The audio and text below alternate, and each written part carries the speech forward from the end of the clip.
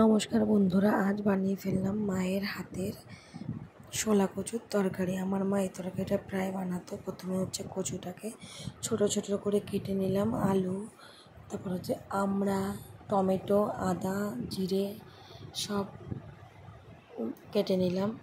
জিরে আদা বাটা দেবো, টমেটো দেবো, আর হচ্ছে আমড়া দিয়ে সিটি মারবো, কারণ একটু গলা কুটকুট করে, তার জন্য। এদিকে শিলে ধনে গুঁড়ো, গোটা জিরে, আদা এগুলো সব পেস্ট করে নিলাম। এদিকে কড়াইতে তেল গরম বসিয়ে দিলাম, দিয়ে জিরে তেজপাতা ফোড়ন দেব, দিয়ে বাটা মশলাটা দিয়ে দেবো যেটা বেটে রেখেছিলাম, জিরে আদা লঙ্কা, নুন হলুদ, কাশ্মীরি রেড চিলি, এগুলো দিয়ে ভালো করে ভেজে নেব।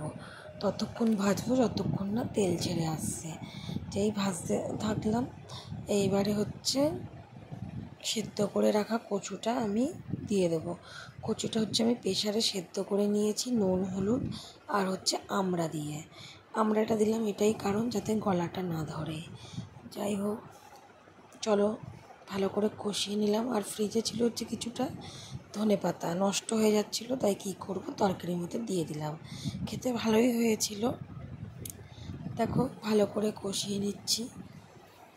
এবার দিয়ে দিলাম একটুখানি ঘি, তারপরে দিয়ে দেবো একটুখানি গরম মশলা আর হচ্ছে কিচেন কিং মশলা দিয়ে দিলাম। এই যে ভালো করে ঝোল শুকিয়ে নামিয়ে নিলাম। খেতে ভালো হয়েছিল, মায়ের মতো হয়নি, কিন্তু ভালো হয়েছিল খেতে। আর সমস্ত ভিডিও ছাড়লে কপিরাইট চলে আসছে, যাই হোক অ্যাডজাস্ট করে দেখো। সকলকে অনেক ভালোবাসা।